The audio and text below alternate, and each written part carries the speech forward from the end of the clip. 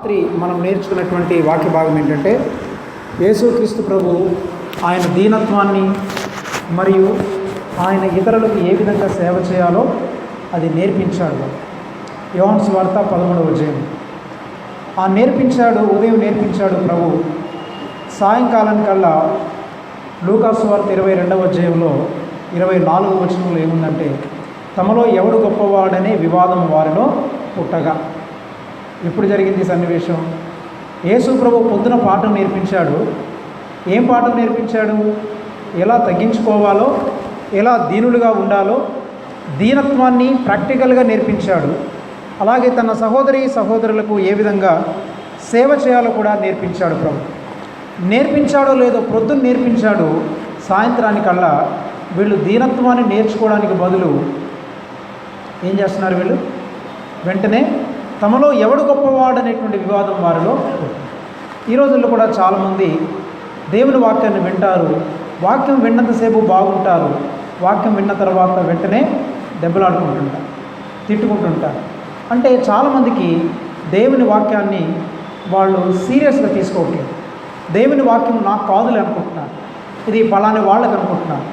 చాలామంది దేవుని వాక్యాన్ని వింటున్నప్పుడు ఈ వాక్యం మా ఆయనకైతే బాగుంటుంది, లేకపోతే మా ఆవిడకైతే ఈ వాక్యం బాగుంటుంది, ఈ రోజున మా అత్తగారు రాలేదు, అత్తగారు వచ్చింటే ఆవిడకి చాలా సరిపోయిన వాక్యం చెప్పారు పాస్టర్ గారు అని వేరే వాళ్ళని మనం వేలెత్తి చూస్తుంటాం.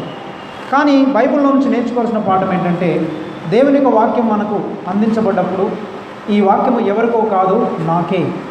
అందుకని శిష్యులు చూడండి, 12 మంది శిష్యులు కూడా యేసు ప్రభు మీలో ఒకడు నన్ను అప్పగించబోతున్నాడని అన్నప్పుడు వాళ్ళందరూ ఏమన్నారు? ప్రభువా నేనా, ప్రభువా నేనా అని అన్నారు. చూసారా? అంటే నేనా, వాడు అప్పగిస్తున్నాడు వీడు అప్పగిస్తాడని అనలేదు, కానీ ప్రభువా నేనా అప్పగించున్నది అనేటువంటి ఆత్మవిమర్శ చేసుకున్నాం.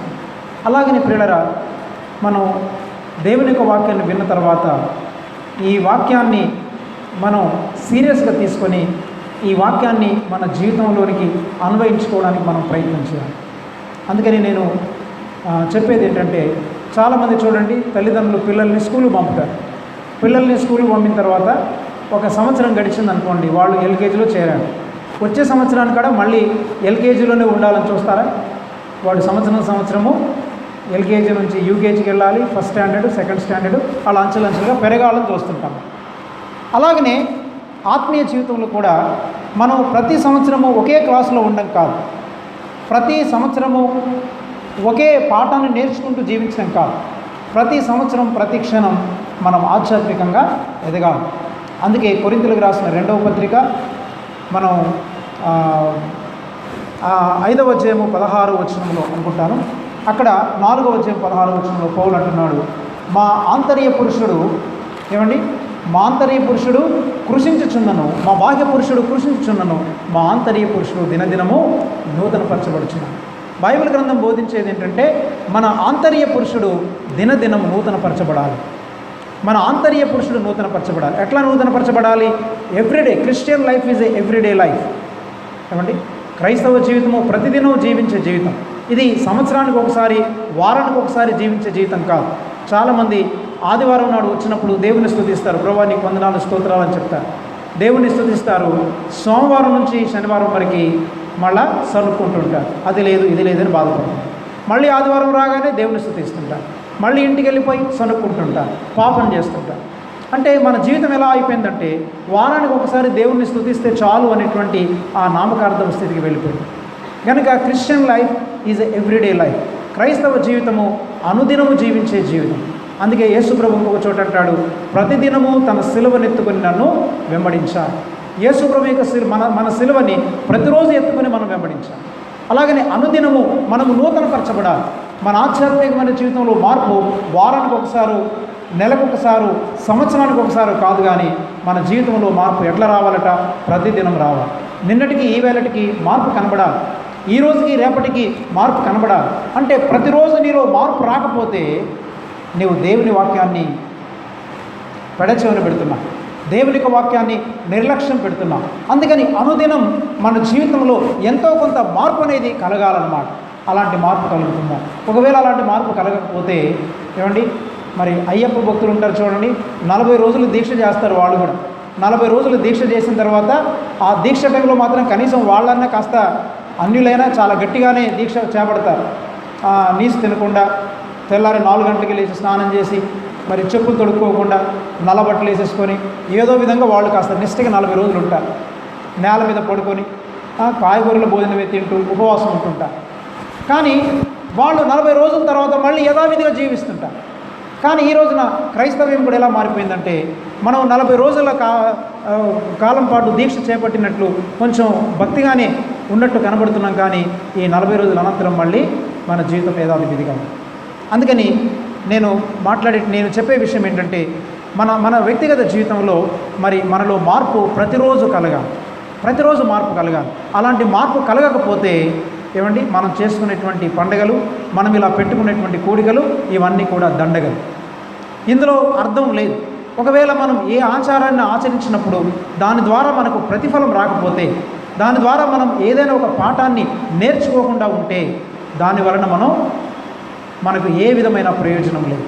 అందుకని చాలామంది నేను చాలా ఆశ్చర్యపోతుంటాను. కొంతమంది ప్రార్థనలు చేస్తుంటారు, కొంతమంది ఉపవాసాలు ఉంటారు. వీళ్ళు ఎందుకు ఉపవాసం ఉంటారు, ఎందుకు ప్రార్థనలు చేస్తుంటారంటే వీళ్ళు ఉపవాసం ఉండి 7 శుక్రవారాలు ఉపవాసం ఉండి ప్రార్థన చేస్తే దేవుడు మా అమ్మాయికి పెళ్లి చేశాడండి, 7 శుక్రవారాలు ఉండి ఉపవాసం ఉండి ప్రార్థన చేస్తే దేవుడు నాకు ఉద్యోగం ఇచ్చాడండి, లేదా ఫలాని ఉపవాసం ఉండి ప్రార్థన చేసినప్పుడు దేవుడు ఆరోగ్యాన్ని ఇచ్చాడండి అని చెబుతుంటారు. ఇక్కడ గమనించండి, ఇది ఎంత అజ్ఞానం. ఏమండి చాలామంది క్రైస్తవులు అజ్ఞాన దశలో ఉన్నారు. నేర్చుకోవాలి ఈ పాఠం ఏంటంటే, నీవు ఉపవాసం ఉన్నా, నీవు ప్రార్థన చేసింది దేని కొరకంటే నీవు దేవుని మనసును మార్చడానికి కాదు, నీ బ్రతుకును మార్చుకోవడానికి ఉపవాసం ఉన్నా. అర్థమైంది మీ అందరికీ? మనము దేవుని మనసును మార్చేసి నాకేదో ఆయన ద్వారా లాభం చేకూర్చుకోవాలని ప్రార్థన చేయడం కాదు. నీవు చేసే ప్రార్థన, నీవున్న ఉపవాసం దేవుని మనస్సును మార్చి బలవంతంగా ఆయన దగ్గర నుంచి ఏదో పొందుకోవడం కొరకు కాదు. నీవు ప్రార్థన ఎందుకు చేయాలంటే, ఒకవేళ ఉపవాసం ఉంటే ఎందుకు ఉపవాసం ఉండాలంటే దేవుని మనస్సును మార్చడం కాదు, నీ మనసు మార్చుకొని నీ బ్రతుకును సరిదిద్దుకోవడం కొరకే మనం ఉపవాసం ఉండాలి. ఒకవేళ కూటానికి వెళ్ళిన మనం 40 దినాలు మనం ప్రార్థనకి వెళ్తే ఆశీర్వాదం వస్తుందని అని కొంతమంది అనుకోవచ్చు. 40 రోజులు మనం ప్రార్థనకి వెళ్తే మీకు ఏ ఆశీర్వాదం రాదు. గుర్తుపెట్టు, మీరు 40 రోజులు అటెండ్ అయినా, 40 రోజులు మీరు క్రమంగా వచ్చి ఉపవాసం ఉన్నా, కటికడు మంచినీళ్ళు తాగి ఉపవాసం ఉన్నప్పటికీ మీరు దేవుని వాక్యానికి లోబడనంత కాలము మీ జీవితంలో ఆశీర్వాదం రాదు. అనవసరంగా మీ శరీరాలని ఆయాసపరచుకోవడమే తప్ప, మీ టైం వేస్ట్ చేసుకోవడమే తప్ప దేవుని వాక్యానికి విధేయత చూపకపోతే మన కూడికలు దండగా, మన ప్రసంగాలు దండగా, మన పాటలు దండగా, మన బిల్డింగ్లు దండగా, అసలు చెప్పాలంటే ఒక విధంగా మనమే దండగా క్రైస్తవులు. అందుకని ప్రియులారా, బైబిల్లో మీరు గమనించండి, నేను ఈ దినాన్ని మీకు వాక్యాన్ని బోధించడానికి నేను వాక్యాన్ని ధ్యానిస్తున్నప్పుడు ఒక ఆలోచన వచ్చిందనమాట. నేను తలస్తున్నాను ఏమండి, దేవుని రాజ్యానికి అతి సమీపంగా వచ్చి దేవుని రాజ్యంలో ప్రవేశించకుండా పోయినటువంటి వ్యక్తులు కొంతమంది బైబిల్లో కనబడుతున్నారు. దేవుని రాజ్యానికి అతి సమీపంగా వచ్చారు, కానీ ఆ రాజ్యంలో మాత్రం ప్రవేశించలేకపోయారు. నేటి క్రైస్తవుల యొక్క పరిస్థితి కూడా ఎలా ఉందంటే, దేవుని రాజ్యానికి అతి సమీపంగా వస్తున్నారు, కానీ దేవుని రాజ్యంలో మాత్రం ప్రవేశించకుండా పోతారేమో అనేటువంటి ఆలోచన మనం చేయాలి. అందులో మొట్టమొదటి వ్యక్తి ఎవరంటే యూదా ఇస్కరియోతు. మీకు అందరికీ తెలుసు కదా, యూదా ఇస్కరియోతు ఎంతవరకు వచ్చాడు? దేవుని రాజ్యానికి అతి సమీపంగా వచ్చాడు, దగ్గరగా వచ్చాడు. చివరికి యేసయ్య కాళ్ళు పట్టుకొని కూడా ప్రాధేయపడ్డాడు, వాడి కాళ్ళు కూడా కడిగాడు. ఇంకో విధంగా చెప్పాలంటే, యూదా ఇస్కరియోతు, నీకు బోధించాను, నువ్వు మార్పు చెందలేదు, నేను గద్దించాను, నువ్వు మార్పు చెందలేదు, కానీ ఇప్పుడు నీ కాళ్ళు పట్టుకొని బ్రతిమలాడుతున్నాను, ఇప్పటికైనా మారు మనసు పొంది పశ్చాత్తాపడం అన్నాడు. కానీ నా విహితుడు, నా ఇంట భోజనం చేసిన వాడు నన్ను తన్నుటకై తన మడమెనెత్తను అనేటువంటి కీర్తనకారుడు చెప్పినటువంటి ప్రవచనం యూదా ఇస్కరియోతు విషయంలో నెరవేర్చబడింది.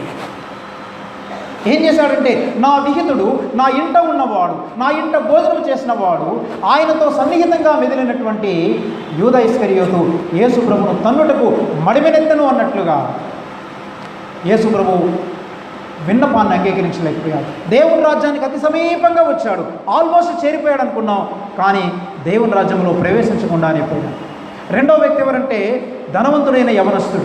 ఈ ధనవంతుడైనటువంటి యవనస్తుడు మార్కు సువార్త 10:22 వచనంలో మనం చూడగలిగితే, ఈ ధనవంతుడైనటువంటి యవనస్తుడు కూడా ఎలా ఉన్నాడంటే, అతడు మిగుల దుఃఖపడుచు ముఖమును చిన్నబుచ్చుకొని వెళ్ళిపోయాడు.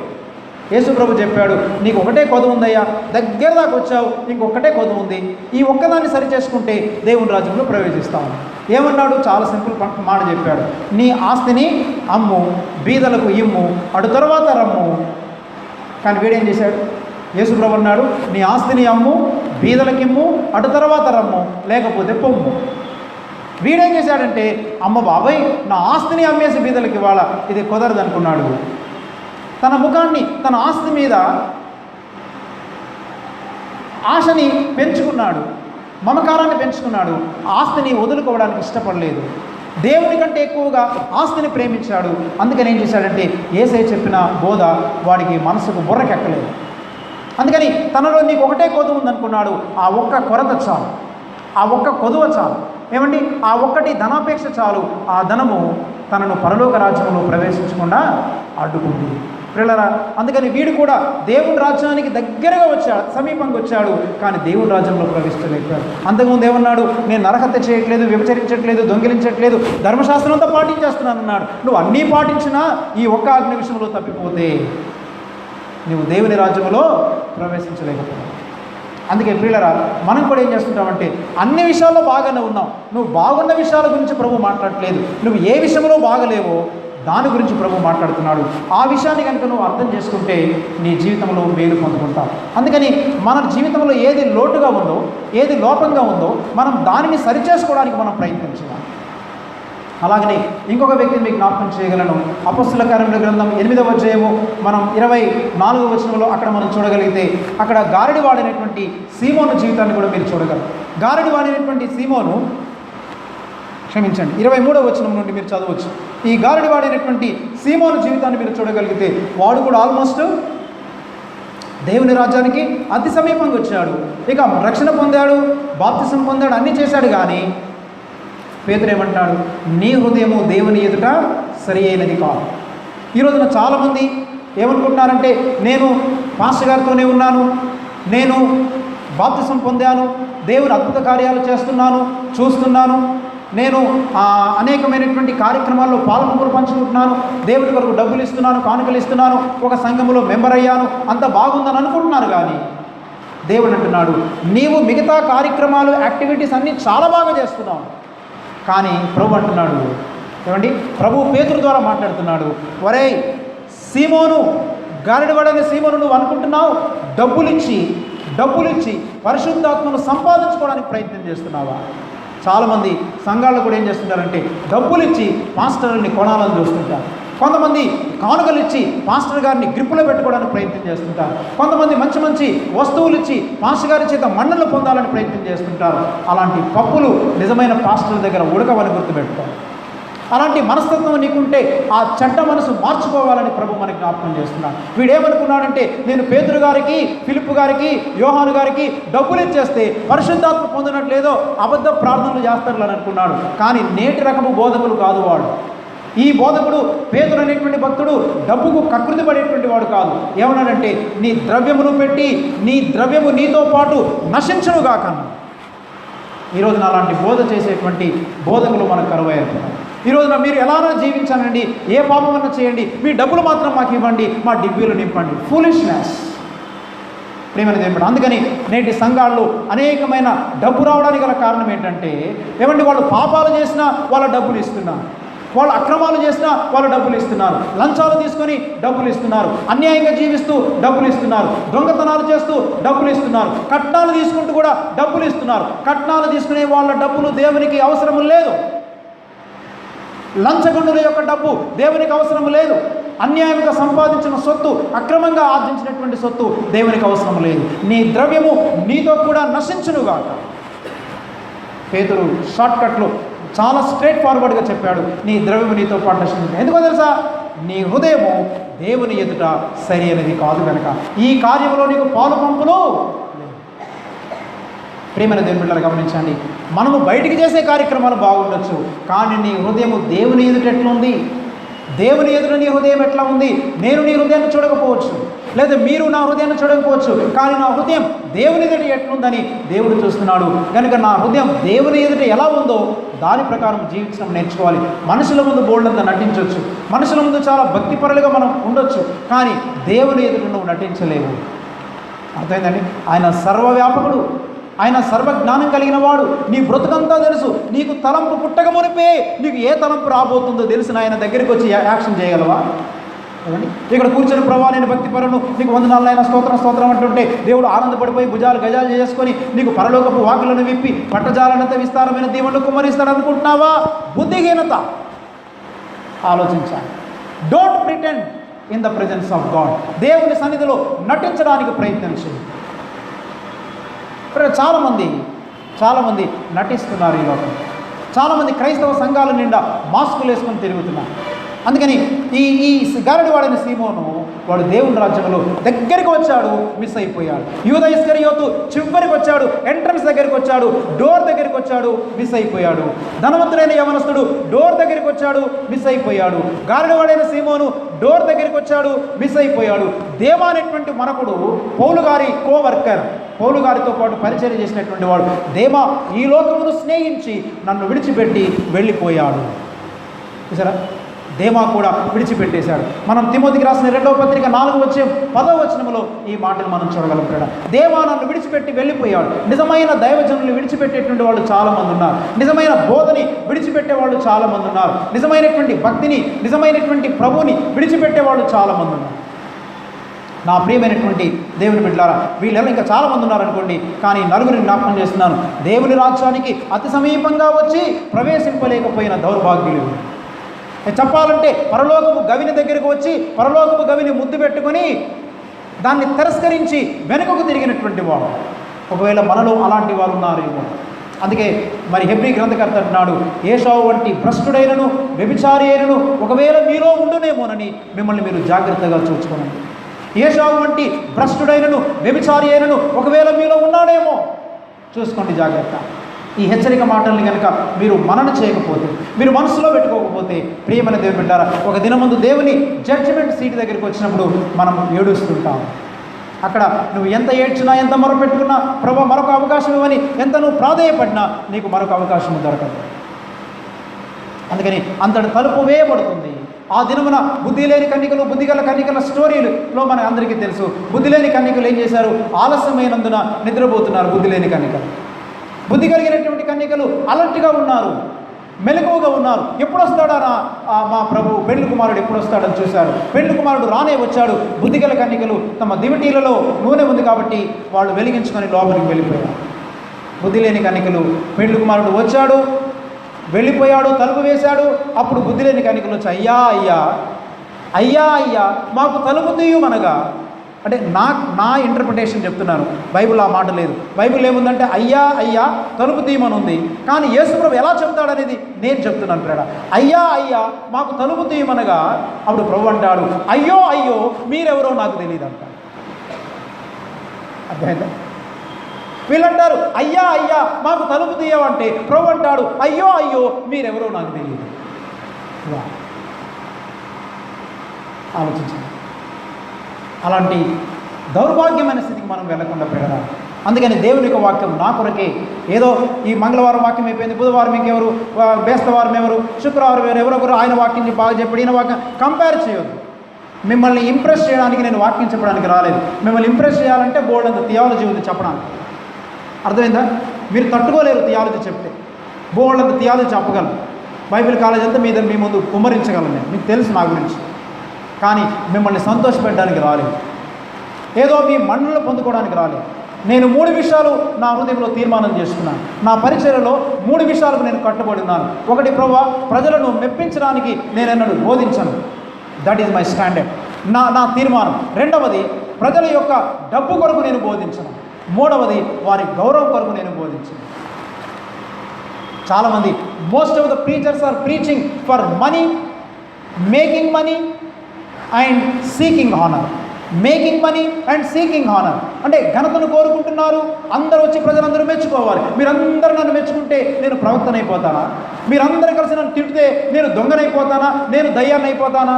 మీరు నన్ను మెచ్చుకున్నా మెచ్చుకోకపోయినా నేను దేవుని దృష్టిలో ఏమై ఉన్నానో ఆ వ్యక్తిని అయి ఉన్నాను అంతే.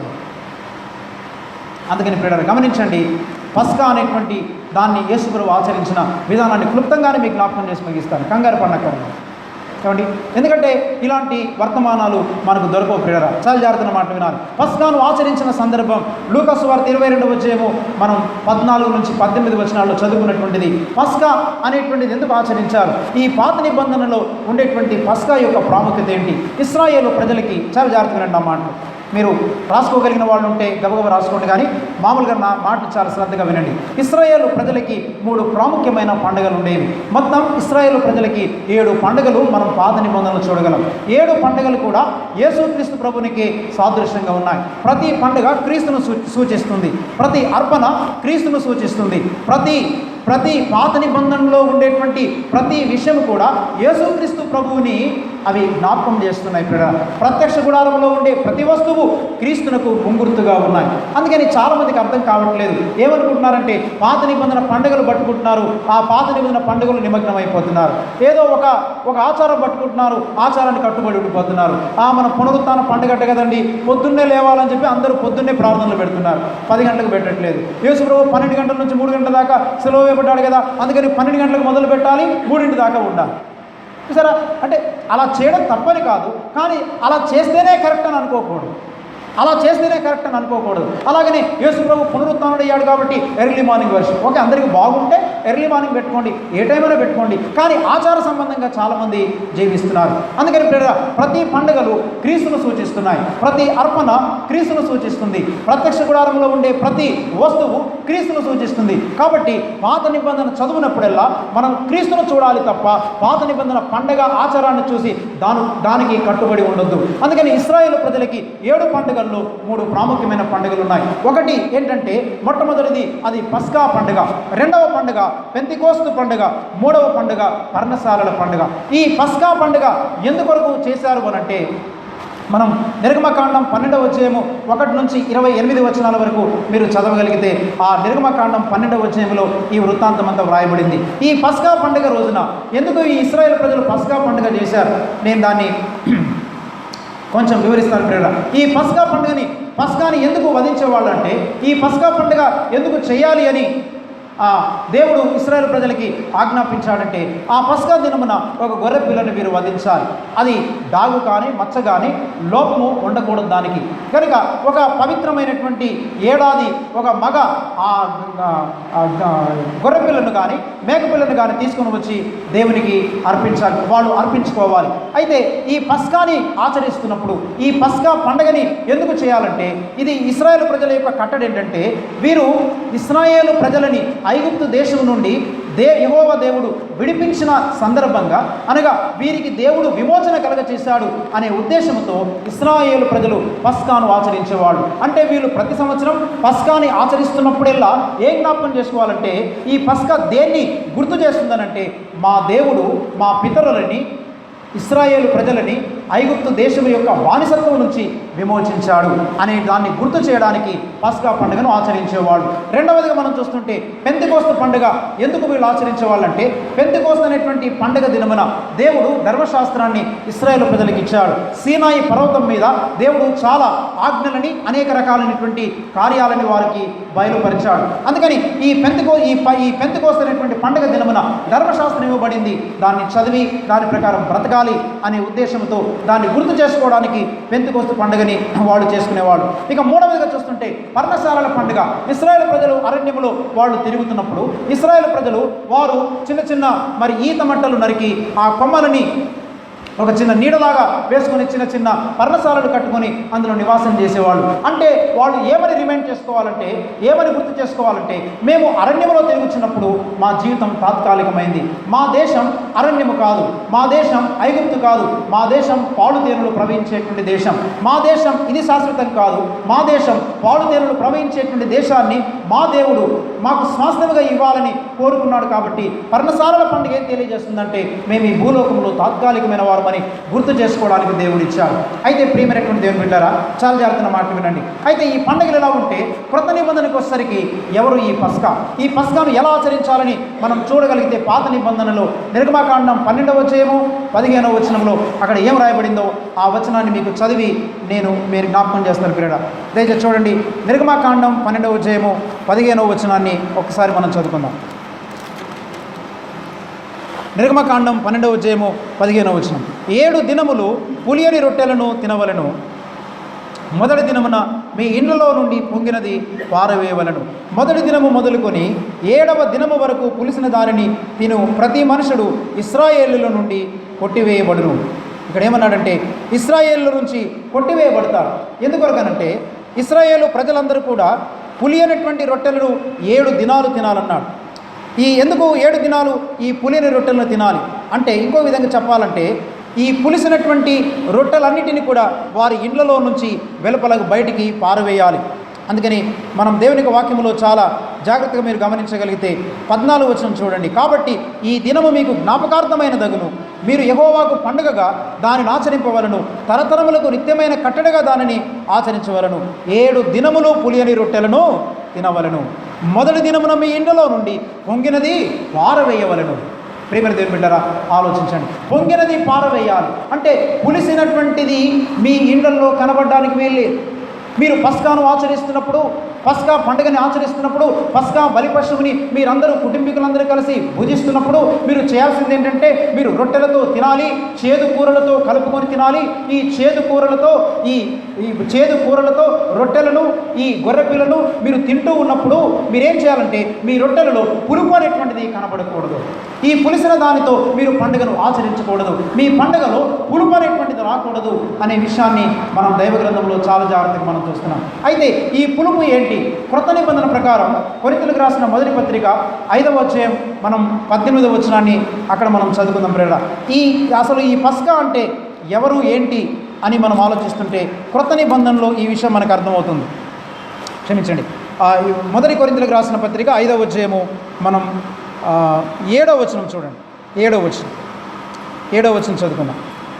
మీరు పులిపిండి లేనివారు గనుక క్రొత్తము దవుటకై ఆ పాతదైన పులిపిండిని తీసి పారవేడి, ఇంతేగాక క్రీస్తు అను మన పస్కా పశువు వధింపబడెను. చూసారా, పాత నిబంధనలో పస్కా ఏంటి? గొర్రెపిల్ల. క్రొత్త నిబంధనలో పస్కా ఎవరు? క్రీస్తు. కాబట్టి ఇప్పుడు పాత నిబంధన పస్కాని మనం ధ్యానించినప్పుడు ఎవరు గుర్తుకు రావాలి? క్రీస్తు గుర్తుకు రావాలి. ఇప్పుడు క్రీస్తును మనం ఆచరించాలంటే, అంటే క్రీస్తుని మన జీవితాల్లోనికి ఆహ్వానించాలంటే, క్రీస్తుని మన జీవితంలో అనుభవించాలంటే, క్రీస్తు మీద మనం ఆధారపడాలంటే మన జీవితాలు ఎలా ఉండాలి? పులిపిండి లేని జీవితాలుగా ఉండాలి.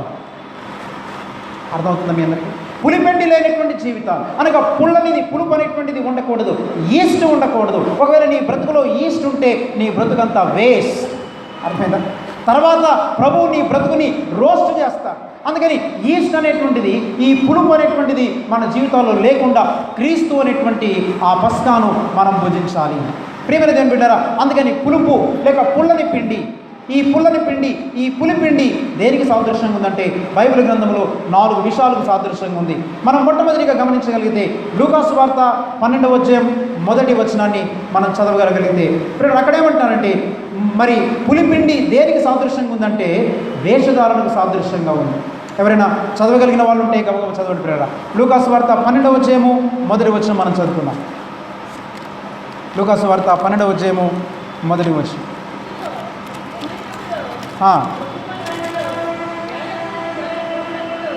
చూడండి, మధ్యలో ఉంది.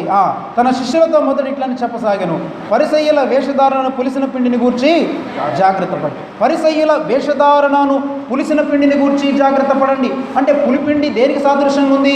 వేషధారణకు సాదృశ్యంగా ఉంది. ఇక రెండవదిగా చూస్తుంటే మత్తయి సువార్త 16వ అధ్యాయము 12వ వచనాన్ని మీరు చదవగలిగితే అక్కడ కూడా ఏమంటున్నాడు చూద్దాం మనం.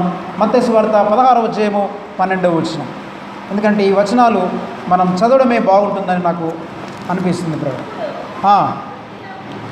అప్పుడు రొట్టెల పులిసిన పిండిని గూర్చి కాదు కానీ పరిసయ్యులు సద్దూకయ్యులను వారి బోధన గూర్చి జాగ్రత్త పడండి. ఇక్కడ కూడా పులిసిన పిండి దేనికి సాదృశ్యంగా ఉందంటే పరిసయ్యులు సద్దూకయ్యుల యొక్క బోధ విషయమే మీరు జాగ్రత్తగా ఉండండి. అలాగనే మొదటి కొరింథీయులకు రాసిన పత్రిక 5వ అధ్యాయము ఇందాక మనం చదువుకున్నాం ప్రేరణ. 5వ అధ్యాయము 6వ వచనాన్ని మీరు చదవండి. కొరింథీయులకు రాసిన మొదటి పత్రిక 5వ అధ్యాయము 6వ వచనాన్ని మనం చదువుకున్నాం. మీరు అతిశయపడ్డ మంచిది కాదు, పులిసిన పిండి కొంచెమైనను ముద్దంతయు పులియ చేయనని మీరు ఎరగరా? మీరు పులిపిండి లేనివారు గనుక క్రొత్తము దవటకై ఆ పాతదైన పులిపిండిని తీసి పారవేయుడి. ఇంతేగాక క్రీస్తు అను మన పస్కా పశువు వధింపబడిను గనుక పాతదైన పులిపిండితోనైనను దుర్మార్గతయు దుష్టత్వములను పులిపిండితోనైనను కాకుండా నిష్కాపట్యమును సత్యమునను పులియని రొట్టెతో పండుగను ఆచరించాలి. ఇక్కడేమంటాడంటే పాతదైన పులిసిన పిండి దేనికి సాదృశ్యం ఉంది? దుర్మార్గత దుష్టత్వం అనే పులిపిండి. ఒక విధంగా చెప్పాలంటే పాపం. పాపం అంటే ఏంటో తెలుసా అండి? చాలామంది క్రైస్తవులకి బైబిల్లో ఉండే పదాల యొక్క నిర్వచనాలు తెలియదు. నిర్వచనం ఎందుకు తెలియదు అంటే పాపం పాస్టర్లకే చాలామందికి తెలియదు, పాస్టర్లకు తెలియదు, సంఘ పెద్దలకు అంతకంటే తెలియదు. ఏమండి? ఎందుకంటే వీళ్ళు బైబిల్ని అర్థం చేసుకొని సంఘ పెద్దలు సంఘ కాపరులు బైబిల్ని బాగా చదివి పదాల యొక్క అర్థాలు సంఘానికి బోధించాలి. ఎందుకనంటే యథా రాజా తథా ప్రజ.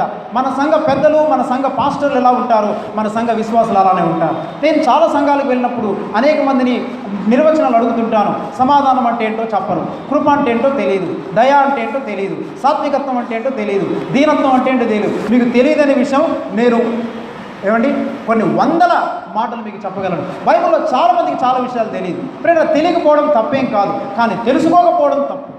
అర్థమైందా? తెలియని దానిని తెలుసుకోకపోవడం తప్పు, తెలుసుకోకపోవడానికి ప్రయత్నం చేయకపోవడం మరీ తప్పు. కనుక నేర్చుకోండి పాపం అంటే ఏంటి. What is men by sin? పాపం అంటే ఏంటంటే నీ సొంత చిత్తాన్ని చేయడమే పాపం. Doing your own will is a sin. పాపం అంటే నా సొంత చిత్తం, నా ఇష్టానుసారంగా నేను బ్రతకడానికి నేను త్వరపడి నా ఇష్టానుసారంగా నేను బ్రతకడానికి ప్రయత్నం చేస్తుంటానే అది పాపం. అందుకని పరిశుద్ధత అంటే ఏంటి? దేవుని చిత్తాన్ని చేయడం, అది పరిశుద్ధత. పాపం అంటే తన సొంత చిత్తాన్ని చేసుకునేవాడు పాపి. అందుకని బైబిల్ గ్రంథంలో మనం చూడగలిగితే ఇక్కడ దేవుని యొక్క వాక్యం మనకేం బోధిస్తుందనంటే పాపము అనేటువంటి విషయాన్ని మనం చూస్తున్నాం. పులిసిన పిండి మొట్టమొదటిగా వేషధారణకు సాదృశ్యంగా ఉంది, రెండవది అబద్ధ బోధకు సాదృశ్యంగా ఉంది, మూడవది పాపానికి సాదృశ్యంగా ఉంది, నాలుగవది మనం మార్కు సువార్త 8వ అధ్యాయము 15వ వచనాన్ని మనం చదువుకుందాం. ప్రేడ మార్కు సువార్త 8వ అధ్యాయము 15వ వచనం. మార్కు సువార్త 8వ అధ్యాయము 15వ వచనాన్ని మనం చదువుకుందాం. ఇక్కడ ఇంకొక విషయాన్ని కూడా ఈ పులిసిన పిండిని గురించి వ్రాశాడు. చూడండి, ఆయన చూచుకొనుడి. బైబిల్ ఉన్న వాళ్ళందరూ తెరిచి చూడండి, ఆ బైబిల్లో ఈ వచనం చూడండి. ఆయన చూచుకొనుడి పరిసయ్యుల పులిసిన పిండిని గూర్చియు హేరోదు పులిసిన పిండిని గూర్చియు జాగ్రత్త పడండి. ఇక్కడ హేరోదు పులిసిన పిండి అన్నాడు. హేరోదు పులిసిన పిండి అంటే ఏంటి? అది లోకత్వం. జాగ్రత్త వినండి. హేరోదు యొక్క పులిసిన పిండి లోకత్వం. ఇంకా ఎక్స్ప్లెయిన్ చేయాలంటే చాలా టైం పడుతుంది, అందుకే నేను చెప్పట్లేదు. జాగ్రత్త వినండి. ఇప్పుడు పులిసిన పిండి పస్కాను ఆచరించేటప్పుడు మీ ఇళ్లలో నుండి పులిసిన పిండిని తీసి పారవేయండి అని పాత నిబంధనలు చెబుతున్నాడు. కొత్త నిబంధనకు వచ్చేసరికి పాతదైన పులిపిండి దుర్మార్గతయు దుష్టత్వం అనేటువంటి పులిపిండిని మీరు తీసి పారవేయండి అంటే ఇప్పుడు పులిపిండి దేనికి సాదృశ్యంగా ఉంది? మరి ఏం పారవేయాలి అంటే ఇంట్లో ఉన్నటువంటి పులిసినటువంటి ఇడ్లీ పిండి పారేయడం కాదు, రొట్టెల పిండి పారేయడం కాదు, దోసల పిండి పారేయడం కాదు. ఏది పులిపిండి అంటే బైబిల్ గ్రంథం చెప్తుంది 4 విషయాలు మనతో మాట్లాడుతుంది. ఒకటి, పులిసిన పిండి వేషధారణకు సాదృశ్యం. రెండవది, పులిసిన పిండి అబద్ధ బోధకు తప్పుడు బోధకు సాదృశ్యం. మూడవది, పులిసిన పిండి పాపానికి సాదృశ్యం. నాలుగవది, పులిసిన పిండి లోకత్వానికి సాదృశ్యం. ఇప్పుడు తీసి పారేయాలంటే ఏం తీసి పారేయాలి? మనం వేషధారణ అనేటువంటి ఆ పులిపిండిని తీసి పారవేయాలి. అప్పుడు మీరు క్రీస్తుని అనుభవించగలరు. పస్కాను మనం ఆచరించాలంటే ఈ నిజమైనటువంటి క్రీస్తు అనే పస్కా మన జీవితంలో అది రియల్ అవ్వాలి అని అంటే, నిజం అవ్వాలి అంటే, కార్యరూపం దాల్చాలి అంటే మనం వేషధారణ అనేటువంటి పులిసిన పిండి నుంచి మనం బయటపడాలి. ఈ రోజుల్లో చాలామంది ఈ వేషధారణ అనేటువంటిది అందుకని ఈ వేషధారణ అనేటువంటి పాపము అనేకమైన సంఘాల్లో ఉంది. వేషధారణ అంటే ఏంటి?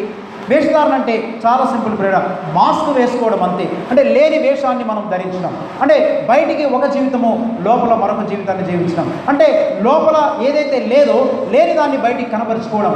ఇంకొక విధంగా చెప్పాలంటే వేషధారణ అనేది ఎలా ఉంటుందనంటే ఒక వ్యక్తి వేషధార కాదా తెలుసుకోవడానికి ఒక చిన్న గుర్తు ఏంటంటే వీడు ఎప్పుడు కూడా ఏం చేస్తుంటాడంటే మనుషుల ముందు భక్తిగా ఉన్నట్లు కనబడడానికి కనిపించుకోవడానికి ప్రయత్నం చేస్తుంటాడు. నన్నందరూ చూసి చాలా భక్తిపరుడు చాలా మంచివాడని అనిపించుకోవాలని నువ్వు ప్రయత్నం చేస్తుంటే నువ్వు వేషధారివి. న్యాచురల్ లైఫ్ జీవించరువి, సాధారణమైన జీవితం జీవించరు. అనగా నేను లోపల ఏమై ఉన్నానో బయటికి అదే, ఎవరేమనుకున్నా పర్వాలేదు, నా లైఫ్ ఇంతే, నా స్టైల్ ఇంతే, నా మాటలు ఇంతే, నా బ్రతికింతే అనేటువంటి న్యాచురల్ లైఫ్ని చాలామంది జీవించారు. వేషధారణ. ఈ వేషధారణ అంటే లేని దాన్ని మాస్కులు వేసుకోవడం. ఈ రోజుల్లో చాలా క్రైస్తవ సంఘాల్లో అనేక మంది మాస్కులు వేసుకొని జీవిస్తున్నారు. ఒక దినమందు నువ్వు వేసుకున్న ముసుగుని దేవాది దేవుడు తీర్పు దినమందు మన ముసుగులన్నీ తీయబోతున్నాడు తెలుసా. ఇప్పుడు నువ్వు ముసుగేసుకొని జీవిస్తే ఒక దినమందు యేసుక్రీస్తు ప్రభు ఆ తీర్పు దినమందు మన ముసుగులన్నీ తీయబోతున్నాడు. అప్పుడు నీ పాపం బట్టబయలు చేయబడబోతుంది. ఇక్కడ కొంతమంది ముందే నీ పాపాన్ని దాచుకోవచ్చేమో, కానీ క్రీస్తు తీర్పు దినమందు కొన్ని కోట్ల మంది ఎదుట నువ్వు ఎంత ఘోరమైన పాపివో ప్రభు బట్టబయలు చేయబోతున్నాడు. ప్రియమైన దేవుని బిడ్డలారా, ఈ వేషధారణ అనేటువంటి ఈ పాపం యొక్క ఉచ్చులో మనం పడిపోయినట్లయితే ప్రజలందరూ నన్ను మంచివాళ్ళు అనుకోవాలి, ప్రజలందరూ నేను మంచి గొప్ప వ్యక్తిని అనుకోవాలని తలస్తూ వాళ్ళ ముందు కనుక మనం నటించినట్లయితే, ఈ నటన జీవితాన్ని కనుక మనం జీవించినట్లయితే దేవునికి వాక్యం అంటుంది, నటన జీవితం నీ బ్రతుకుని పాడు చేస్తుంది. అది క్రీస్తు నీ జీవితాన్ని అంగీకరించాడు. పులిసిన పిండి ఉంటే ప్రభువు నిన్ను అంగీకరించాడు. ప్రభు మనల్ని అంగీకరించాలంటే పులిపిండిని తీసి మనం బయటికి పారవేయాలి. అందుకని అననీయ సప్ఫీరాలు ఏ విధంగా వేషధారులుగా వచ్చారు చూడండి. వాళ్ళు వేషధారులతో పేతురు దగ్గరికి వచ్చారు. వచ్చి ఏమీ ఎరగనట్టు అంటున్నారు, అంతా ఇంతకి అమ్మారంటే అవునండి అంతా ఇంతే అని అబద్ధం ఆడేశారు. అప్పుడు పేతురు చాలా జ్ఞానం కలిగిన వాడు. అలాంటి భక్తులు మన సంఘాల్లో ఉంటే మన సంఘాలు ఎంత ప్రక్షాళన చేయబడతాయండి. మన క్రైస్తవ సంఘాలు పెరగడానికి గల కారణం ఏంటి తెలుసా? పేతురు వంటి, పౌలు వంటి పాస్టర్లు, అలాంటి సంఘ పెద్దలు మన సంఘాల్లో లేకపోవడం. అలాంటి సంఘ పెద్దలు మన క్రైస్తవ సంఘాలలో ఉంటే మన సంఘ సంఖ్య ఇంత ఉండదు. మన సంఖ్య చాలా పవిత్రంగా ఉంటుంది. కొద్దిమంది మాత్రమే ఉంటారు. కారణం ఏంటంటే ప్రేరణ, మనం అలాంటి గద్దించేటువంటి స్థితిలో లేవు. ఎందుకంటే మనలోనే చాలా బలహీనతలు ఉన్నాయి, మనలోనే చాలా పాపాలు ఉన్నాయి. పేతురు చూచాడు, అననీయ సప్ఫీరాలు కొంత ద్రవ్యం డబ్బు తీసుకొని వస్తే ఆ పేతురు చూసి, ఆ ఫోన్లోనే ఎంతో కొంత డబ్బులు వస్తున్నాయి కదా, చచ్చినోడి పెళ్ళికి వచ్చిందే కట్నం అనుకుని తీసుకోవాలా. ఏమన్నాడు తెలుసా? పేతురు అంటున్నాడు, అననీయ నీవు పరిశుద్ధాత్మను మోసపుచ్చుటకై, నీవు పరిశుద్ధాత్మను మోసపుచ్చుటకై ఎందుకు సాతాను నీ హృదయమును ప్రేరేపించిందయ్యా. ఏం మాటలండి! What a prophetic word it is. ఈ రోజున మన క్రైస్తవ సంఘాల్లో ప్రవక్తలు కరువయ్యారు. మనకు ప్రవక్తలు కరువయ్యారు. ఉన్న పాపాన్ని ఉన్న పరంగా చెప్పేటువంటి ప్రవక్తలు లేరు మన సంఘాలు. ప్రేర డబ్బుకు కకృతి పడేవాళ్ళు, జీతాలకు కష్టపడేటువంటి వారు, దేవుని డబ్బుని దొంగిలించేటువంటి వారు, విధవరాళ్ళ ఇళ్లను దిగమింగేటువంటి వాళ్ళే కనబడుతున్నారు తప్ప. ఏమండి, ప్రవక్తలుగా దేవుని యొక్క సంఘములో ఉండేటువంటి పెద్దలుగా నీవు పలాని పాపం చేస్తున్న వ్యక్తిని గడవడు బయటికి వెళ్ళని చెప్పేటువంటి పెద్దలు మన సంఘాల్లో లేరు. పేతురు అంటున్నాడు, ఇదిగో నీవు పరిశుద్ధాత్మనే మోసపుచ్చుతున్నావు తెలుసా. రెండవది అన్నాడు, నువ్వు ఎవరితో అబద్ధమాడవు తెలుసా? పేతురుతో అబద్ధమాడుతున్నాను అనుకున్నావయ్యా, కానీ నువ్వు ఎవరితో అబద్ధమాడుతున్నావంటే నువ్వు దేవునితోనే అబద్ధమాడవు తెలుసా. రెండు పాపాలు బయటపెట్టావు. ఒకటి, నువ్వు పరిశుద్ధాత్మను మోసపుచ్చుచున్నావు, దేవునితో అబద్ధమాడవు. దేవునితో ఎవడైనా అబద్ధం చెప్పగలడా? పరిశుద్ధాత్మను ఎవడైనా మోసం చేయగలడా? కానీ పేతురు అంటున్నాడు, అననీయ నీవు ఈ దేవునితో అబద్ధమాడి పరిశుద్ధాత్మను మోసపుచ్చావు కాబట్టి నీ శవాన్ని ఆ యవనస్తులు మోసుకొని పోతారని తన భార్యతో చెప్పాడు. అంతకుముందు ఈ మాటలు వింటూనే ఇంకా కన్క్లూజన్ కూడా రాలేదు. జాగ్రత్త వినండి. ఇంకా కనీసం పశ్చాత్తాపడడానికి అననీయాకి అవకాశం కూడా రాలేదు. పేతురు చెబుతున్న మాటలు వినుచునే అననీయ వెంటనే నేల మీద కింద పడిపోయి ప్రాణం విడిచి చనిపోయాడు. వెంటనే యవనస్తులు వచ్చి ఆడి తీసుకెళ్ళిపోయి పాతి పెట్టారు. ఈ జరిగిన సంగతి ఎరగక భార్య కూడా వచ్చింది. ఏం డ్రామా వేశారు. కొంతమంది భార్య భర్తలు ఇళ్లలో బాగా డ్రామాలు వేసుకుంటారు. జాగ్రత్త, చాలామంది డ్రామాలు వేసుకుంటారు. మనం చర్చికి వెళ్ళిన తర్వాత మరి పాస్ గారి ముందు ఇలా అనకూడదు, పలాని సంఘ పెద్ద ముందు ఇలా అనకూడదు, పలాని బ్రదర్ ముందు ఏమనకూడదు. ఈ డ్రామాలు వేసుకొని రిహార్సల్స్ వేసుకుంటారు. అంతా ఇంతే అని మన ఇద్దరు ఒక మాట మీద ఉండాలి. ఈ అమ్మగారు వచ్చేమంటారంటే, ఏమ్మా అంతా ఇంతేనగానే, అయ్యగారండి మేము అంతా ఇంతకి అమ్మేసామండి. అమ్మగారు కూడా చాలా భయంకరమైన అబద్ధము, చాలా పర్ఫెక్ట్ యాక్షన్. చెప్పాలంటే ఈ నేటి రోజుల్లో ఉన్నటువంటి ఈ సినీ డైరెక్టర్లు ఉంటే ఆవిడ్ని ముందుగానే ఈ డైరెక్టరు వీళ్ళందరూ కూడా సినీ యాక్టర్గా తీసుకొని వెళ్ళి ఉండేవారు, నటనకు తీసుకొని వెళ్ళి ఉండేవారు. చాలా యాక్షన్ చేస్తుంది, అబద్ధం ఆడినట్టు కనపడకుండా అంతా ఇంతకే అమ్మాము. ఆమె కూడా ఈ మాటలు వినిచినప్పుడు ఏమండి ఆమె నేల మీద పడి మరణించింది. యవనస్తులు తీసుకుని వెళ్ళి పాతి పెట్టారు. ప్రియమైన దేవుని గమనించండి, దేవుడు ఆది క్రైస్తవ సంఘములో వేషధారణని పాతి పెట్టేశాడు. అందుకే సంఘం శక్తివంతంగా ఉంది. అందుకే సంఘం అనేకమైన ఆత్మలను రక్షించగలిగింది. అందుకే సంఘం ప్రపంచమంతా కదిలించబడింది. అందుకే సంఘం అభివృద్ధి చెందింది. అందుకే సంఘం యొక్క పవర్ ఏంటో, శక్తి ఏంటో, ప్రభావం ఏంటో ప్రపంచానికి చాటి చెప్పగలిగింది. కారణం ఏంటంటే సంఘంలో పాపాన్ని తీసివేశారు, వేషధారాన్ని పాతిపెట్టేశారు.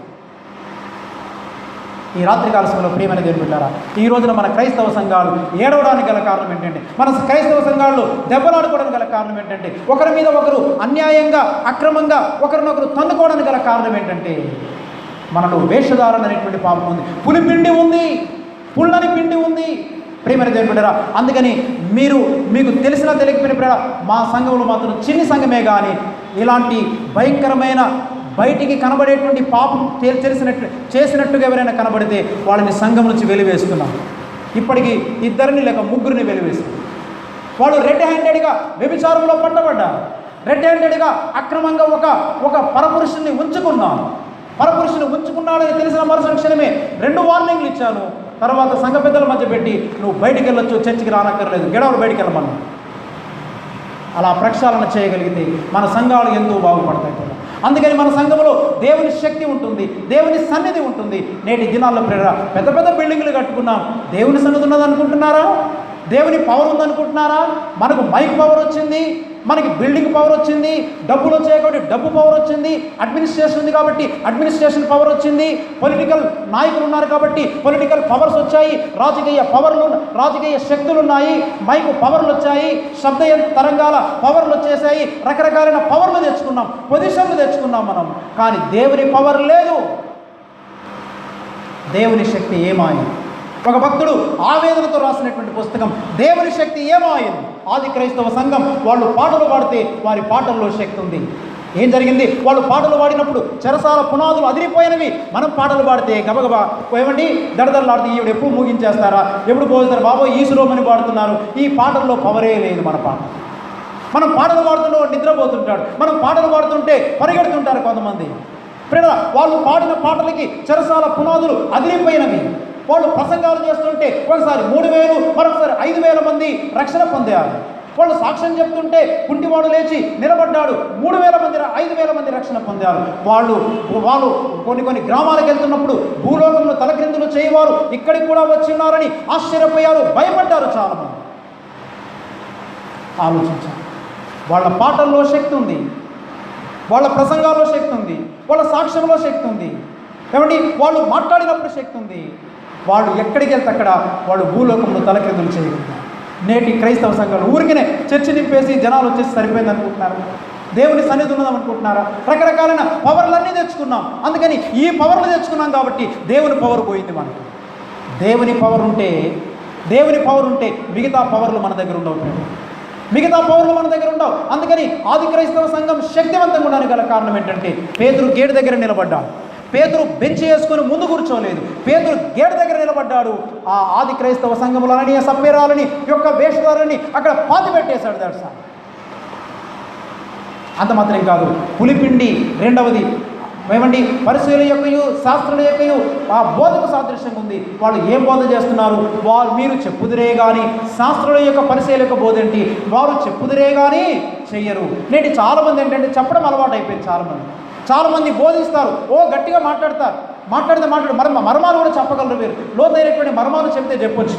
కానీ ప్రేరణ నువ్వు చెప్పడం కాదు, నీ బ్రతుకు ఏ విధంగా ఉంది. పాత నిబంధన వర్తమానం అంతా కూడా రండి వినండి, కానీ క్రొత్త నిబంధన వర్తమానం వచ్చి చూడండి అని చెప్పగలిగాము. ఈ రోజులో ఎంతమంది మీరు చెప్పగలరు? ఎంతమంది మన క్రైస్తవ సంఘాల్లో ఉండేటువంటి క్రైస్తవులు అమ్మ మీరు వచ్చి చూడండి మా ఇంట్లో ఏ సీడీలు ఉన్నాయి? చాలామంది క్రైస్తవుల ఇళ్లలో కనుక పరిశీలన చేస్తే బోల్డని దొంగ సీడీలు దొరుకుతుంటాయి, దొంగ వస్తువులు దొరుకుతుంటాయి, ఏమండి అశ్లీలమైనటువంటి చిత్రాలు దొరుకుతుంటాయి, అశ్లీలమైనటువంటి వస్తువులు దొరుకుతుంటాయి. అనేక మంది జీవితాలలో లంచగొండి డబ్బులు దొరుకుతుంటాయి, అక్రమ కార్యకలాపాలు జరుగుతుంటాయి. ప్రేరణ గమనించండి, నీ వ్యక్తిగత జీవితంలో ఉన్నదానికంటే ఎక్కువగా తెచ్చుకొని ఏమండి ఈవెన్ ట్యాక్సులను కూడా ఎగగొట్టేటువంటి జీవితాలు చాలా మందిలో కనబడుతున్నాయి. చెప్పగలవని వచ్చి చూడుడి, నా ఇంటికి రండి, నా బ్యాంక్ బ్యాలెన్స్ ఎంత ఉందో చూడండి, నేను ఏ బట్టలు వేసుకుంటున్నానో చూడండి, నా భార్యతో నేను ఎలా మాట్లాడుతున్నానో చూడండి. ఇక్కడ వచ్చి ఏమండి అనడం కాదు, ఇంటి దగ్గర ఏమండి అనడం నేర్చుకోండి. ఇక్కడ అందరూ ఏమండి అని అంటారు, 100 మందిలో ఏమండి ఏమండి అని అంటారు. లేదా అమ్మ, అయ్యా, అమ్మ, అమ్మ, బంగారమ్మ అని భార్యను పిలుస్తారు. ఇంటికి వెళ్ళిన తర్వాత ఉంటుంది అసలు రంగు ఏమే పోవే రావే. పశువు అనుకున్నారా, గాడిద అనుకున్నారా పిలవడానికి? ఇక్కడ గమనించండి, నీ ఒంటరిగా ఉన్నప్పుడు నీ భార్యను ఎలా పిలుస్తున్నావు? 10 మందిలో ఉన్నప్పుడు ఎలా పిలుస్తున్నావు? వచ్చి చూడుడి. బయటికి వచ్చినప్పుడు పిల్లల్ని బాగా ప్రేమిస్తారు. ఇంటికి వెళ్ళినప్పుడు ఒంటరిగా ఉన్నప్పుడు నీ పిల్లల్ని ఎలా ప్రేమిస్తున్నావు? నీ అకౌంట్స్ ఎలా ఉన్నాయి? నువ్వు ఏ పుస్తకాలు చదువుతున్నావు? ఎవరితో ఎలా మాట్లాడుతున్నావు? వాళ్ళు ముందుకు వచ్చినప్పుడు ఒక విధంగా మాట్లాడి వాళ్ళు వెళ్ళిపోయిన తర్వాత మరొక విధంగా వాళ్ళ గురించి చెడుగా మాట్లాడుతున్నావా? జాగ్రత్త, అది నీ అసలు బ్రతుకు. అందుకని ప్రియమైనటువంటి దేవుని బిడ్డలారా, ఈ రోజున చాలామంది వాళ్ళ మాటలు వాళ్ళ నిజ జీవితానికి సరిపోవడం లేదు. వాళ్ళ జీవితం ఒకటి, వాళ్ళ మాటలు ఒకటి, వాళ్ళ ప్రసంగాలు ఒకటి, వాళ్ళ బ్రతుకు ఒకటి. అందుకే కొన్ని సంవత్సరాల క్రితం ప్రేరణ నేను ఎందుకు ఈ మాటలు చెప్తున్నానంటే, నేను చాలా భక్తిపరుని, చాలా మంచి ప్రీచర్లని చాలా సంవత్సరాలు విర్రవీగాను. తర్వాత 20 సంవత్సరాలు సేవ చేసిన తర్వాత ఇప్పటికి నేను 25 ఏళ్ళ నుంచి సేవ చేస్తున్నాను. ఒక 5-6 సంవత్సరాల నుంచి దేవుడు నన్ను ఏమన్నాడంటే, నా జీవితం నాకు అర్థమైన తర్వాత ఇప్పుడు నేను భక్తి విషయంలో 0లో స్టార్ట్ అయ్యాను. నేను చెయ్యనివి బోధించట్లేదు. నేను బోధించాలనుకునే ప్రసంగాలు బోల్డ్ ఉన్నాయి, అవి చేయట్లేదు. ఎందుకు? నాకు బ్రతుకు లేదు. బ్రతుకున్నవే మాట్లాడుతున్నాను. అర్థమైందా? అందుకని అంటున్నాను, నేను చేసి విసిరే సవాల్ ఏంటంటే, నా ప్రసంగాలు వినడం కాదు, రండి వినండి కాదు, వచ్చి చూడుడి. ప్రేమైన దేవుని బిడ్డలారా, ఆలోచించండి.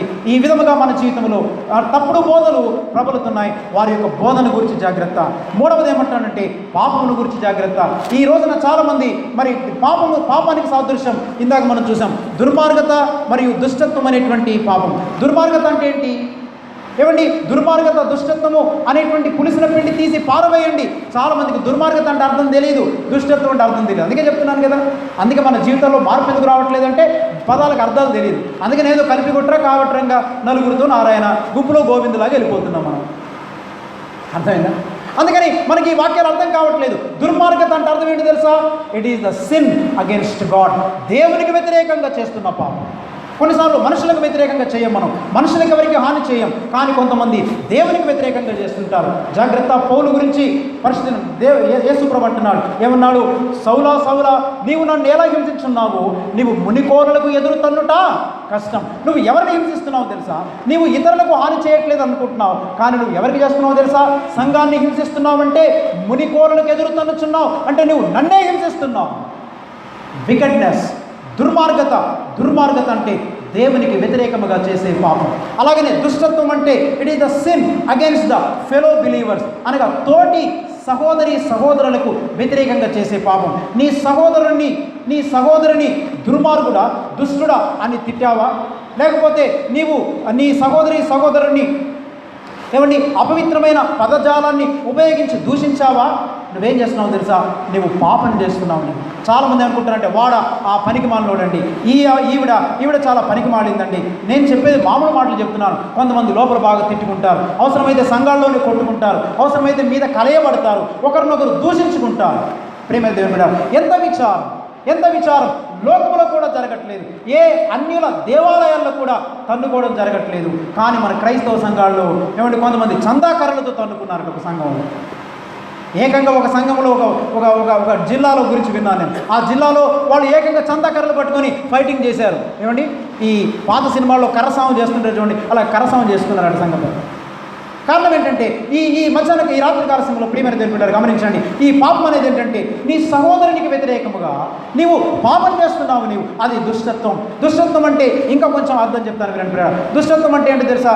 చాలామంది అనుకుంటారు దుష్టత్వం అంటే అర్థం తెలియదు చాలామందికి. అందుకే నేర్చుకోండి మీరు. దుష్టత్వం అంటే ఒకటేంటి? నీ సహోదరునికి విరోధముగా చేసే పాపం. నీ సహోదరుని చూచి నరహంతకుడా, దుష్టుడా అని చెప్పావా?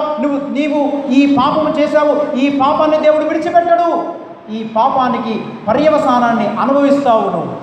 గుర్తుపెట్టుకోండి. ఒకవేళ లివింగ్స్టన్ని ఎవరైనా ఒక ఫలానా ఎక్స్, మా సుధాకర్ అని మా సహోదరుడు ఉన్నాడు, సుధాకర్ లివింగ్స్టన్ తిట్టుకున్నాడు అనుకోండి, నేను వినకపోవచ్చు, కానీ దేవుడు సుధాకర్ని శిక్షిస్తాడు. ఒకవేళ సుధాకర్ని నేను దూషించాననుకోండి, దేవుడు నన్ను విడిచిపెట్టడు, దేవుడు నన్ను శిక్షిస్తాడు. మీరు అనుకుంటున్నారేమో, వాళ్ళు వింటున్నారా, చూస్తున్నారా, లోపల మాట్లాడుకుంటున్నాం అనుకుంటున్నావా? దేవుడు చూస్తున్నాడనే భయం కలిగి ఉంటాం. అందుకని ప్రేర ఇక్కడ ఏమంటాడంటే, దుష్టత్వం అంటే అర్థం ఏంటో తెలుసా? మరి కొంచెం వివరించనివ్వండి, జాగ్రత్త వినండి. ఇతరులకు కీడు జరిగినప్పుడు ఇతరులకు కీడు కలిగినప్పుడు హృదయంలో సంతోషించడం అది దుష్టత్వం. చాలామంది దుష్టులు ఉన్నారు. చాలామంది క్రైస్తవ సంఘాల్లో దుష్టత్వం అనే పాపం ఏలుబడి చేస్తుంది. అంటే ఉదాహరణకు చూడండి, ఎవరో ఒకరు మన సంఘంలో ఒక బ్రదర్కి కాలు ఇరిగిందనుకోండి, ఒక సహోదరుడికి కాలు ఇరిగితే మీకు నిజంగా మనసులో బాధ కలిగిందా లేదా ఆనందం కలిగిందా? నీ హృదయంలో నీ సహోదరునికి కాలు ఇరిగితే వాడికి మంచిగా అయింది, బాగా జరిగిందని నీ హృదయంలో ఆనందించావా? నీలో దుష్టత్వం అనే పాపం ఉంది. ఇలాంటి పాపాన్ని మన జీవితంలో కలిగి జీవిస్తాం. ఈ పాపాన్ని తీసి అవతల పడేయండి. ఎంతమంది ఇతరులకు కీడు జరిగినప్పుడు ఆనందిస్తుంటాం.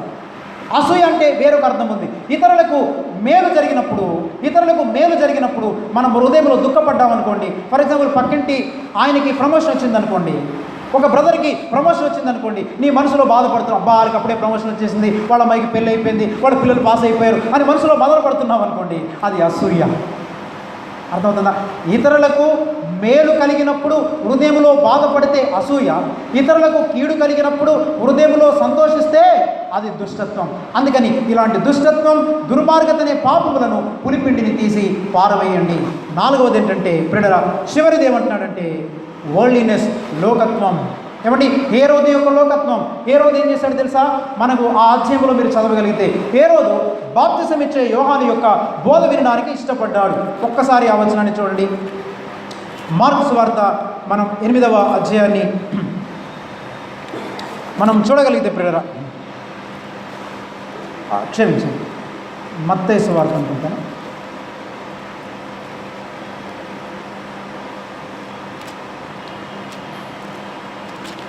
ఇక్కడ బాప్తిసం ఇచ్చేటువంటి యోహానును చంపడానికి ప్రయత్నం చేసినప్పుడు ఏమండి, అక్కడ జరిగినటువంటి స్టోరీ ఏంటంటే, బాప్తిసం ఇచ్చేటువంటి యోహాను యొక్క బోధ అంటే హేరోదుకు చాలా ఇష్టమట.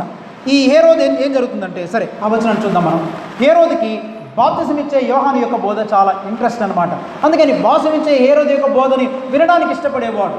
బాప్తిసం ఇచ్చే యోహాను యొక్క బోధని హేరోదు వినడానికి ఇష్టపడేవాడు. ఈ హేరోదు వినడానికి ఇష్టపడి ఏం చేశాడంటే, ఒక దినమందు ఏమండి, హేరోదు యొక్క కుమార్తె ఆమె జన్మదినం వచ్చినప్పుడు చాలా కుయుక్తిగా, చాలా జ్ఞానయుక్తంగా ఏం చేశాడంటే, హేరోదు మరి బాప్తిసం ఇచ్చే యోహాను చంపడానికి ప్రయత్నం చేశాడు. ఎట్లా ప్రయత్నం చేశాడంటే, ఆ జన్మదినం వచ్చినప్పుడు ఆ కుమార్తెను అడగమన్నాడు, నీకేం కోరిక కావాలో కోరుకోమంటే ఆ అమ్మాయి ఏమడిగింది, నాకు బాప్తిసం ఇచ్చే యోహాను యొక్క తలని నరికి పళ్ళెంలో పెట్టి ఇవ్వమని. చూసారండి, అంటే చాలా జాగ్రత్తమేనండి. ఇప్పుడు హేరోదు యొక్క జీవితం ఏంటంటే చాలా జాగ్రత్తమేనండి.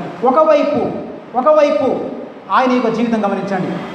బాప్తిసం ఇచ్చే యోహాను హేరోదు దగ్గరికి వచ్చి ఏమన్నాడు, నీ సహోదరుని భార్య అయిన హేరోదియను ఉంచుకొనుట న్యాయ వ్యతిరిక్తము, నీవు వ్యభిచారం చేస్తున్నావు, నీవు తప్పు చేస్తున్నావు అనేటువంటి బోధని హేరోదుకు బోధించినప్పుడు హేరోదు హృదయంలో నొచ్చుకొని బాధపడిపోయి ఏ విధంగానైనా సరే వీరిని చంపాలనేటువంటి ఆలోచన కలిగి పగబట్టాడు. ఒకవైపు హేరోదు బోధ అంటే ఇష్టం, మరొక వైపు లోకత్వం అంటే కూడా ఇష్టం. ఒకవైపు బోధన ఇష్టపడుతున్నాడు, మరొక వైపు పాపాన్ని విడిచిపెట్టడం లేదు. అంటే సగము జీవితమేమో దేవుని వాక్యం అంటే ఇష్టపడుతున్నాడు, మరి సగం జీవితం ఏంటంటే వాడు లోకంలో ఉండేటువంటి పాపాన్ని విసర్జించడానికి, లోకత్వాన్ని విడిచిపెట్టడానికి ఇష్టపడలేకపోతున్నాడు. ఈ రోజుల్లో కూడా చాలామంది ఆత్మీయ పరిస్థితి అలాగే ఉంది. ఒకవైపు లోకత్వం, నేను పెద్ద ఉద్యోగం చేయాలి, గొప్పగా నేను డబ్బు సంపాదించాలి, ఇది కూడా లోకత్వమే. ఇది అసలు లోకత్వం చెప్పాలంటే. నీవు లోకములో పెద్ద కారు కొనుక్కోవాలనుకుంటున్నావా, పెద్ద ఇల్లు కొనుక్కోవాలనుకుంటున్నావా, అందరికంటే గొప్పగా ఉండాలనుకుంటున్నావా, ఇది లోకత్వం. ఒకవైపు దేవుని వాక్యం అంటే ఇష్టం, మరొక వైపు పాపాన్ని విడిచిపెట్టడానికి ఇష్టం ఉండదు. అందుకని ఇప్పుడు గమనించండి, ఈ 4 రకాలైనటువంటి పులిపిండిని, ఈ లోకత్వాన్ని మన హృదయంలో నుంచి ఏం చేయాలట, తీసి మనం అవతల పారవేయాలి. ఈ లోకత్వాన్ని మనం విసర్జించాలి. ఈ లోకత్వాన్ని ఎప్పుడైతే నువ్వు విసర్జిస్తావో అప్పుడే నీ జీవితంలో పస్కా అనేటువంటి క్రీస్తు నీ హృదయంలోనికి రాగలవు, క్రీస్తును అనుభవించగలవు, క్రీస్తుని నీ హృదయంలో చేర్చుకొని నీ జీవితాన్ని ఆనందించగలవు. అందుకని ప్రియమైన దేవుని బిడ్డలారా, మరి ఈ లీవెన్ అనేటువంటిది ఎలాంటిదనంటే, ఈ పులిపిండి అనేటువంటిది ఎలాంటిదంటే ఇది ఒక ప్రభావము. అర్థమైందండి? లీవెన్ అనేటువంటిది ఒక ప్రభావము. మీ అందరికీ తెలుసు కదా, ఈ పుల్లని పిండి పుల్లని పెరుగు కొంచెం పాలలో వేస్తే ఏమవుతుంది చెప్పండి, వెంటనే తోడుకుపోతుంది కదా. అలాగనే పుల్లని పిండి కొంచెం పెద్ద పిండి ముద్దలో మనం చిన్న పుల్లని పిండి వేస్తే ముద్దంతా ఏమైపోద్ది, పులిపెక్కిపోద్ది. అంటే దీనికి ఎంత ప్రభావం ఉందంటే ఇది చాలా ప్రభావం కలిగినటువంటిది. అంటే పాపానికి కూడా ఎలాంటి ప్రభావం ఉందంటే, ఈ పుల్లని పిండికి 3 లక్షణాలు ఉన్నాయి. ఒకటి పులియబెడుతుంది, రెండవది చెడగొడుతుంది, మూడవది వ్యాపిస్తుంది. ఈ పులిసిన పిండి ఒకటి పులియబెట్టేస్తుంది, పులియని దాన్ని పులియబెడుతుంది, రెండవది పులిసిన తర్వాత చెడగొడుతుంది, మూడవది ఏం చేస్తుందంటే చెడగొట్టిన దాన్ని వ్యాపింపజేస్తుంది. పాపం కూడా అంతే. పాపం కూడా ఏం చేస్తుంది తెలుసా? నీవు వేషధారులైనటువంటి పాపము, అలాగనే దుర్మార్గత అనేటువంటి పాపము, అలాగనే ఈ లోకత్వం అనేటువంటి పాపము, లేదా తప్పుడు బోధనేటువంటి పాపాల చేత నీవు ఉన్నట్లయితే, ఈ పాపము నీలో ఉన్నట్లయితే నువ్వేం చేస్తావు తెలుసా? లేనటువంటి వారికి అంటిస్తావు. నీవు ఇతరులను పులియబెడతావు, పులియబెట్టి ఇతరులను చెడగొడతావు, చివరికి సంఘమంతా వ్యాపింపజేస్తావు. అది నేటి క్రైస్తవ సంఘాల యొక్క పరిస్థితి. చాలామంది పులియబెడుతున్నారు, చెడగొడుతున్నారు, వ్యాపింపజేస్తున్నారు. అందుకని ప్రియుడా, మనం పస్కాను ఎలా ఆచరించాలంటే, పులియని పిండి లేని వారమై మనం పస్కాను ఆచరించాలి. ఈ మాటలు ఏదో ఒక మంచి వాక్యం విన్నామండి, ఈరోజు ప్రసంగం విన్నామండి, రేపు ఒక కొత్త ప్రసంగం అండి అని ఎదురు చూడడం కాదు. ఈరోజు విన్న వాక్యానికి ఏమండి నీ స్పందన ఏంటి? ఒకవేళ ఈ వాక్యమే నీకు ఆఖరి వర్తమానం అవ్వచ్చేమో, ఈ ప్రసంగమే ఈ చివరి ప్రసంగం అవ్వచ్చేమని. ఏ దినమున యేసయ్య రాబోతున్నాడు, ఏ రోజున మనం ఈ లోకాన్ని విడిచిపెట్టబోతున్నామో ఎవరికి తెలియదు. ప్రియమైన దేవుని బిడ్డ, ఈ వాక్యం ఎవరి కొరకు అని అనుకోకు. లేదా నాలంటోళ్ళని నువ్వు నిందించవచ్చు, నాలంటోళ్ళని మీరు తూలనాడొచ్చు, కానీ దేవుని యొక్క వాక్యాన్ని మీరు కాదనలేరు, సత్యాన్ని మీరు ఏమాత్రం కూడా తప్పుపట్టలేరు. అందుకని నీ ఆత్మీయ జీవితంలో, నా ఆత్మీయ జీవితంలో మనందరం కూడా నీవు తప్పించుకోలేవు, దేవుని చేతిలో తప్పించుకోలేవు గనక తగ్గించుకో. నీవు తప్పించుకోలేవు గనక తగ్గించుకో. అర్థమవుతుందా? నీవు తప్పించుకోవడానికి ప్రయత్నం చేస్తున్నావేమో, తప్పించుకోలేవు దేవుని సన్నిధిలో నుంచి. అందుకే దొరుకుతావురా సహోదరా, దొరుకుతావు. నీవు తప్పించుకోలేవు కనుక తగ్గించుకో. నీవు దేవునికి నీ ఆత్మీయ జీవితాన్ని అప్పగించుకో. అర్థమైందండి? అది అప్పగించుకో. దేవునికి అప్పగించుకోగలిగితే నీ జీవితాన్ని దేవుడు ఆ పులియని రొట్టెగా, లేకపోతే పులుపు లేనటువంటి పిండిగా నేను క్రొత్త ముద్ద అగుటకై ఆయన పాతదైన పులిపిండి తీసివేస్తాడు. ఎప్పుడు క్రొత్తదనం వస్తుందంటే నీ జీవితంలో క్రొత్త ఆనందం, క్రొత్త సంతోషం, క్రొత్త జీవితం, క్రొత్త బ్రతుకు ఎప్పుడు వస్తుందనంటే పులిపిండి లేనప్పుడు క్రొత్త జీవితం వస్తుంది. అందుకని లోపల వెలుపల, ఇంట బయట, 10 మందిలో ఉన్నప్పుడు, పర్సనల్గా ఉన్నప్పుడు ఒకే జీవితం జీవించడం నేర్చుకుందాం. అలాంటి గొప్ప ఆత్మీయ జీవితాన్ని కలిగి జీవించడానికి పరిశుద్ధాత్మ దేవుడు మనకి సాధించారు కనుక తలలో వచ్చండి, ప్రార్థన చేసుకుందాం.